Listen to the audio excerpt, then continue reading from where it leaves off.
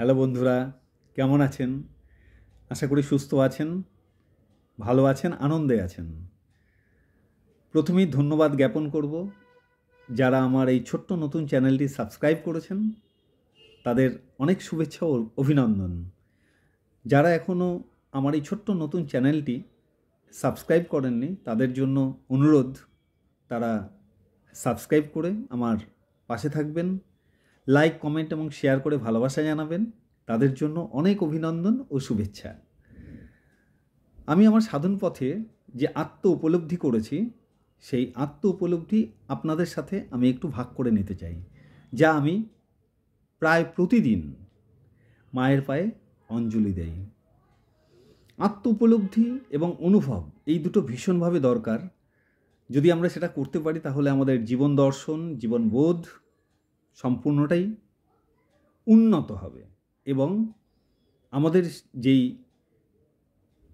Actually যে লক্ষ্য, অর্থাৎ জীবনের যে উদ্দেশ্য, ইষ্টকে দর্শন, সেটা সাধিত হবে। তাহলে চলুন আমার আজকের মায়ের পায়ের যে নিবেদন, সেই নিবেদন আপনাদের সঙ্গে ভাগ করে নেই। দেহ আমার কালীক্ষেত্র, এলোকেশী সবিস্তারে, ব্রহ্মচক্রে ধীশক্তিতে, মূলাধারে চক্রাকারে।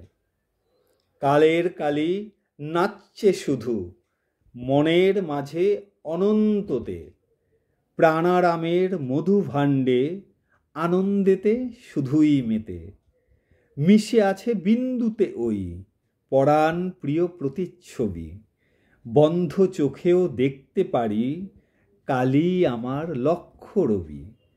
আলোকতপা হৃদ আসনে দেহের মাঝে বিলাস করে, আসল প্রকাশ আত্মতত্ত্বে চেতন জুড়ে সবিস্তারে। রিপুর সাজে অসুরগুলো অঞ্জলি দেয় কালীর পায়ে, সত্যি মাতোর অপার লীলা প্রকাশ কেমন বোঝা দায়।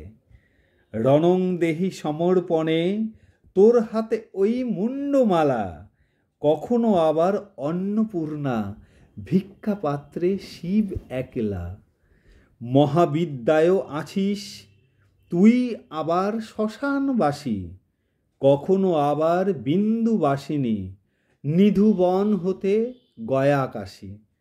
সব ক্ষেত্রই একইভাবে মিশে গেছে এই দেহের মাঝে, অনাহত সেই নাদ বিন্দু অন্তঃস্থলে শুধুই বাজে। আমিও আশা করব এই সব ক্ষেত্রই যেন প্রত্যেকের এই দেহে লীন হয়ে থাকে এবং অন্তঃস্থলে সেই অনাহত নাদ বিন্দু যেন অবিচ্ছিন্নভাবে বাঁচতে থাকে। এটাই আমার ঈশ্বরের কাছে, আমার মায়ের কাছে সবার জন্য প্রার্থনা। ভালো থাকবেন, সুস্থ থাকবেন, আনন্দে থাকবেন। ধন্যবাদ। টাটা।